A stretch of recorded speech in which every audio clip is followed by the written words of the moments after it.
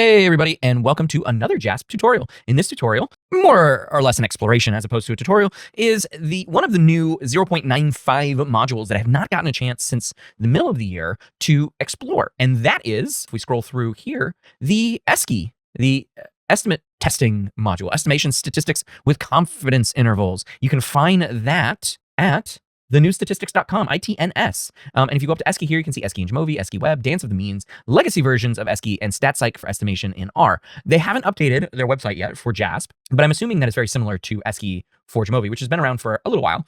But in any case, this tells you what it is and what you can do in it, and it's very, very similar to what you will find in the JASP module here, which is built into JASP. You just have to go and click a checkbox for it to appear on the top. So the Nosek et al. 2002 Many-Labs is a replication that is included as a data file, and they go through the process of doing that example in the module. We're just going to explore some options here. I'm going to open up some data, and we're going to explore some options. But they have a whole website, thenewstatistics.com.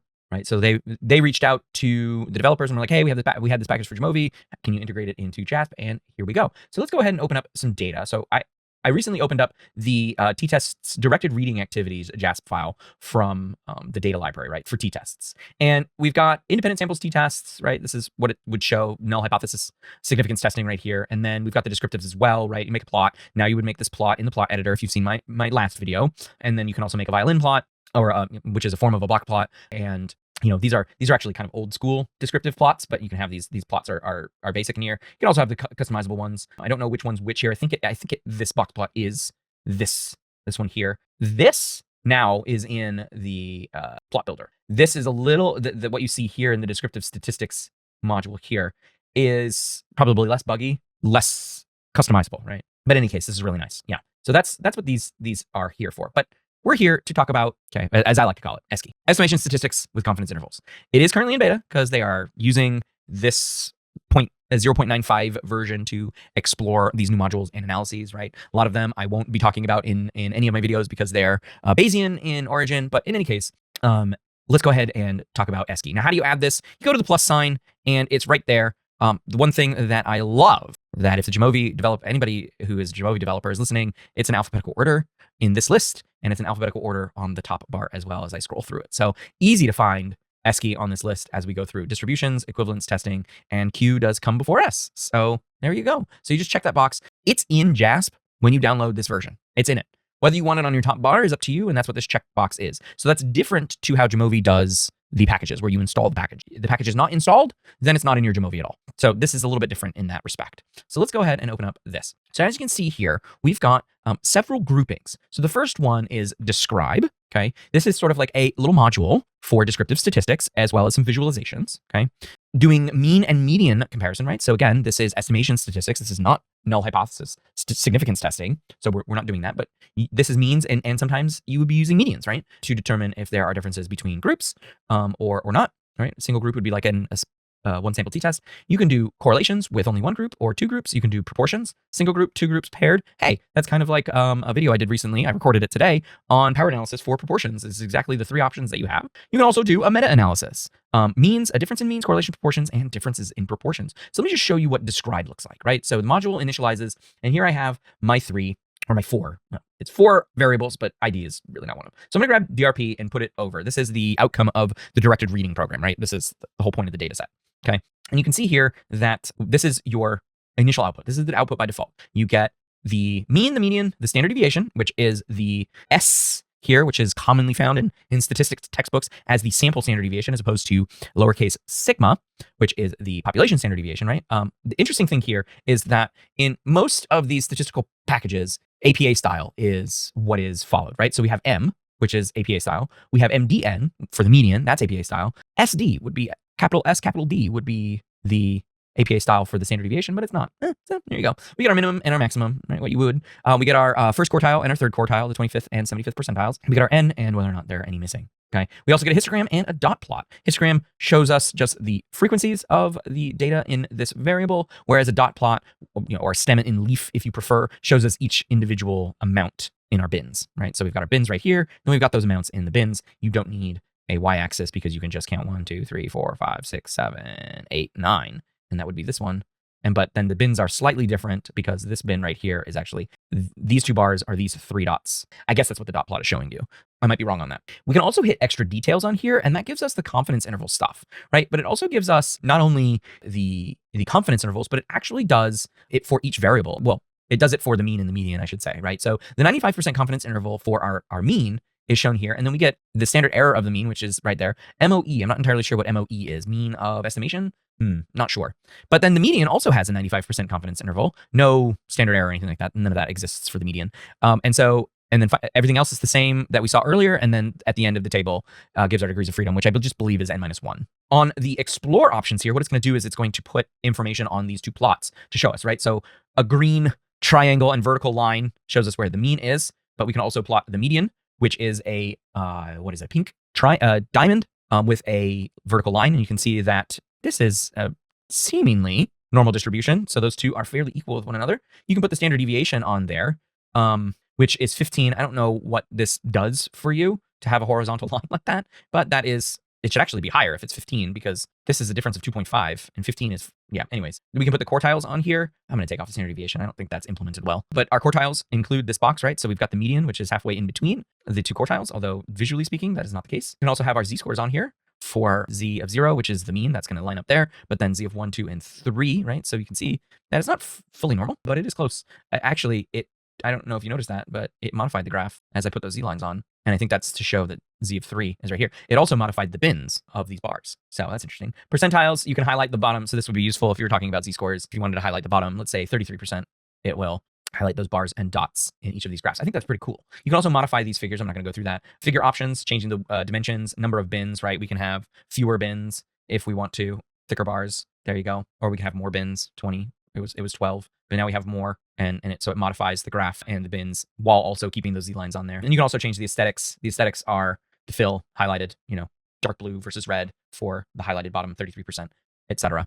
So that is the describe. Seeing as this is an independent samples t-test data set, we can just go into the ESCI and we can do means and medians, and let's go ahead and do 2 groups, and then we can do the independent groups contrast and see what that looks like. I'm not going to go through all of these because that is a lot, and I don't do estimation statistics, nor do I teach estimation statistics, so it's less of a competency for me. So I probably won't do any videos on that, but let's see what it looks like here. So let's go ahead and put in grouping variable as group, obviously. I forget what G stands for. Let me see what G stands for. Experimental group indicator expresses a binary value. Oh, okay, 0 and 1, just in case you wanted to do it as in some other kind of analysis where you would want 0 and 1 rather than control and treatment. For our purposes, this is fine. So as you can see here, what we have when we look at means and medians, 2 groups, right? So an independent samples T equivalent, so to speak. We can either analyze the full data set, which is, if we take a look, which is 44 values, right? Or we can analyze summary data, which I think is really nice for using these programs as more than just spreadsheet operators, right? Because a lot of times you could have summary data and you might want to just put that all into context. We don't have that here. If I were to change analyze the summary data, sample data has been provided, enter your own values, right? So you would just put in that information here. It doesn't necessarily rely on the full data set that you have open. So this is great for teaching ESCI rather than basing it on actual data that's in there, right? So we're going to go ahead and use the directed reading activities data here, but you can put in whatever you'd like, which I think is pretty cool as far as a teaching module goes, right? That's what the new statistics is. It's a new way of analyzing data from statisticians, behavioral scientists, et cetera, and moving sort of away from null hypothesis significance testing in that regard. So you might hear my dog dreaming in the background, so I apologize if you can hear that. All right, so let's take a look at the overview here.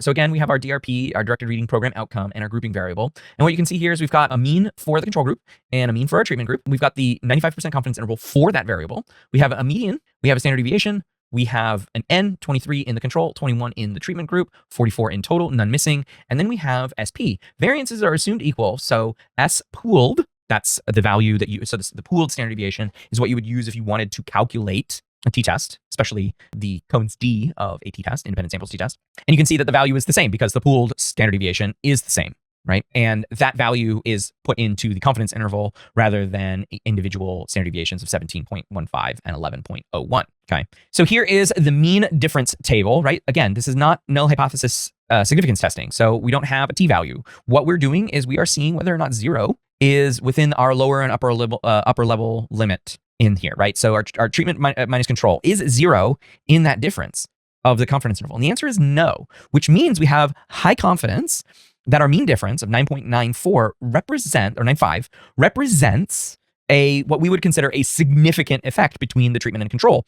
And when we look at the means of 51 versus 41, we can see that that means a lot, so to speak. That's telling us that this directed reading program was better than nothing, which was the control group, right? So there was some added value with that, okay? And then you can standardize the mean difference there by taking the mean difference and using our pooled standard deviation as the standardizer, right? So we are taking, this is very common in statistics where we take an estimate and we divide it by its variance, right? To standardize a value. That's essentially what we're doing with z-scores, right? We take the difference between an observed raw score and its mean, the mean of the distribution, and then we divide that by the standard deviation, so we get a standardized score. That's essentially what we're doing here. Is we're taking that, we're finding a z-score. So the z-score here is really what it is, which is really what we're looking at, right? Because the mean difference, two groups divided by some variance value, and here we have the standardized mean difference, which is 0.67, which is very similar to a z-score. We can get a 95% confidence interval for that value as well, which means that we can then see whether or not 0 exists in this interval. And as you can see, close, but no, 0 is not in this interval, which means that we have a pretty decent confidence to suggest that this directed reading program, or these activities that students did in the treatment group, prepared them better for whatever the DRP value is. And now I want to go back and see what DRP is. A performance on a degree of reading power test. Okay, so it shows us how powerful their reading skills are, right? So that is 0.67. It's not 1, right? But it is still pretty big. We can also get a biased value of 0.68, and look at the note here. The standardized mean difference is called DS because the standardized used was SP, so the pooled standard deviation. DS has been corrected for bias. Correction for bias can be important when DF is under 50, and that's true. We have a DF under 50, right? See the rightmost column for the biased value. They're not too different, 0.684 versus 0.672. Okay, so some bias was removed from this estimate, which is great. You can also have the estimation figure down here, which shows you the control, its data, and then a little distribution. Same thing with the treatment group, and you can see that we have another y-axis for mean difference, and you can see that that distribution is the difference between these two, and it's just under 10, as you can see, 9.95. Right? We can change as far as our options go. We can switch the comparison order.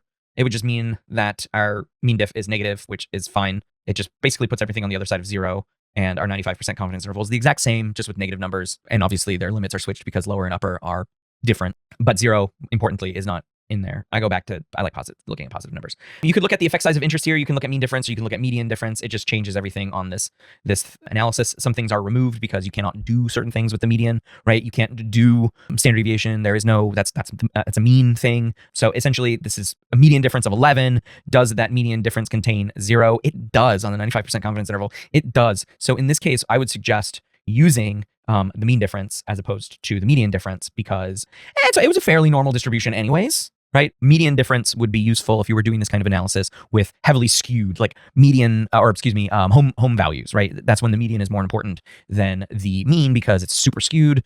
Lots of houses are not millions of dollars. You can also add in extra details to this, right? Brought up a number of different things and added the degrees of freedom over here. It added the MOE and the standard error of mean, right? You can do the calculation components. Here is the t-test. Again, standard error of the mean. We don't actually need any of the calculation components here. You need to calculate t so you can get the confidence interval. That's part of the issue. And then you can do the ratio between groups down here in the ratio of means. If I uncheck that entire table is dependent on this checkbox here, right? And so the ratio is 1.2. So you could say that the treatment directed reading activities group, right, versus doing nothing or doing whatever that they were doing regardless, you can say that it is 1.24 times better than doing nothing on the test. Not a huge difference in the reading prowess or whatever it is, reading power, but it is what it is. You can change the figure down here if you want. There is figure options that include aesthetics as well. A little bit of padding issues and display here. This aesthetics needs to move down. It's actually fairly bad. That needs to be fixed. And then hypothesis evaluation, we can check that and we'll add in this hypothesis evaluation. Again, a confidence interval hypothesis test really does a 95% confidence interval contain or does not contain our null hypothesis. And most of the time that null hypothesis value is going to be 0, right? So a t is calculated here. You do get p-values, and as you can see, it's 0.03. And so we reject the null hypothesis. 0 is not a plausible value for the mean difference. I do like that. It does involve a hypothesis test, so you do have to do that. But it is just another way of quickly looking at it. Most of the time, you don't have to do this test. You can just look, okay, does this contain 0? Because that's my hypothesis value. And boom, it doesn't. We already know that it doesn't. Now, is 0.059 close to 0? It is. right? But then on the other side of it is 1.27. So, not terrible. You can change evaluate against HO of 0 plus or minus. You can change that, or you can do standard deviations. It does include a comma for a decimal point here, hard coded into this display.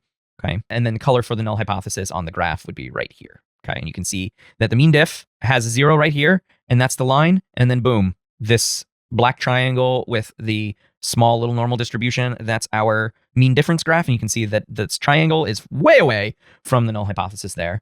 If we were to change that to a 1, okay, so null hypothesis is -1 to +1. So you can't change, 0 is always the value, but we can modify to see whether or not a 1 or on the other side is there. And you can see that our null hypothesis is -1 to 1. And even with original units, as you can see here, a 95% confidence interval is 1.09 to 18. A 90% confidence interval is 2.5 to 17. And you can see the 95% confidence interval is fully outside the null hypothesis, so fully outside that. And P is even better at less than 0.05. At alpha 0.05, conclude the mean differences is substantive.